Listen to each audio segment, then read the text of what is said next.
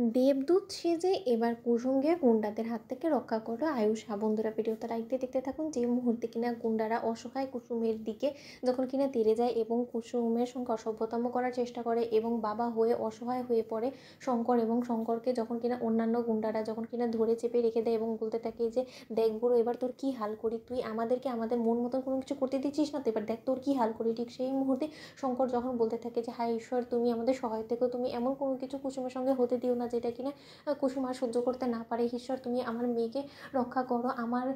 মেয়ের সম্মান এখন তোমার হাতে। ঠিক সেই মুহূর্তেই যখন কিনা কুসুম বলতে থাকে যে না, আপনারা খবরদার যদি আমার গায়ে হাত দেওয়ার চেষ্টা করেন তাহলে আমার থেকে খারাপ কিন্তু কেউ হবে না। ঠিক সেই মুহূর্তে গুন্ডারা যখন বলতে থাকে যে তুমি কী করবে মামুনি বলো তো, তোমার মান সম্মান সব কিছু যদি আমরা মাটির সঙ্গেও মিশিয়ে দিই না, এই রাতের বেলা গভীর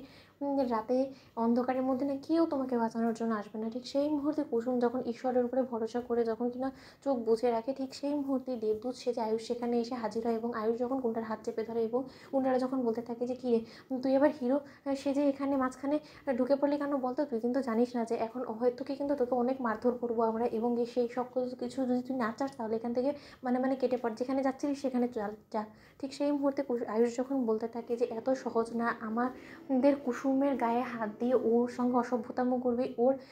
সম্মানহানি করবি এবং সেই সব কিছু আয়ুষ্মান গাঙ্গুলি থাকতে সেটা কোনো মতেই সম্ভব হবে না। ঠিক সেই মুহূর্তে কুসুম চোখ খুলে যখন কিনা আয়ুষকে দেখতে পাই, ঠিক সেই মুহূর্তে কুসুম বলতে থাকে যে ছোটো সাহেব, আপনি আমাকে বাঁচান, এরা আমার সঙ্গে অসভ্যতম করার চেষ্টা করছে। ঠিক সেই মুহূর্তে আয়ুষ যখন বলতে থাকে যে কুসুম আমি এসে পড়েছি, একদম তুমি ঘাবড়াবে না। অন্যদিকে শঙ্কর যখন বলতে থাকে যে ঈশ্বর তুমি আছো, তুমি আমার মেয়ের সঙ্গে কোনোরকম কোনো অন্যায় হতে দাওনি, তুমি ঠিক সময় মতন আয়ুষ বাবাকে দেবদূত সাজে তুমি পাঠিয়ে দিয়েছো আমার মেয়ের বিপদে, এবার আমি নিশ্চিত যে আয়ুষ বাবা আমার মেয়ের সম্মানহানি হওয়ার থেকে অবশ্যই রক্ষা করবে। ঠিক সেই মুহূর্তে আয়ুষের সঙ্গে যখন কিনা হাতাহাতি শুরু হয়ে যায় গুন্ডাদের এবং এক পর্যায়ে আয়ুষ যখন বেধড়ক মারধর করতে থাকে, ঠিক সেই মুহূর্তে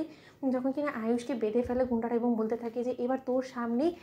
এই মেয়েকে আমরা মলেস্ট করবো, অথচ তার শর্তে তুই কিচ্ছু করতে পারবি না। ঠিক সেই মুহূর্তে তারা যখন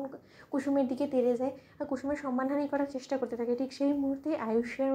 গায়ে আশ্চর্য রকমের এক জোর চলে আসে এবং আয়ুষ গুন্ডাদের সকলকে রীতিমতো শেষ করে দিয়ে অবশেষে কুসুমকে রক্ষা করে এবং কুসুম যখন অবশেষে আয়ুষকে জড়িয়ে ধরে অজরে কাঁদতে থাকে এবং শঙ্কর যখন বলতে থাকে যে আয়ুষ বাবা তুমি সময় মতন আজকে এখানে না এলে কী যে হয়েছে, তো ঠিক সেই মুহূর্তে আয়ুষ যখন বলতে থাকে যে শঙ্কর কাকা তোমাদের এই মাঝরাতে এখানে বেরোর কী দরকার ছিল বলো তো। ঠিক সেই মুহূর্তে শঙ্কর বলতে থাকে যে এই লগ্নভ্রষ্টা মেয়েকে নিয়ে আমি কোথায় বা যাবো বলো তো, এই সমাজ তো আমাদেরকে গিলে খেয়ে ফেলবে।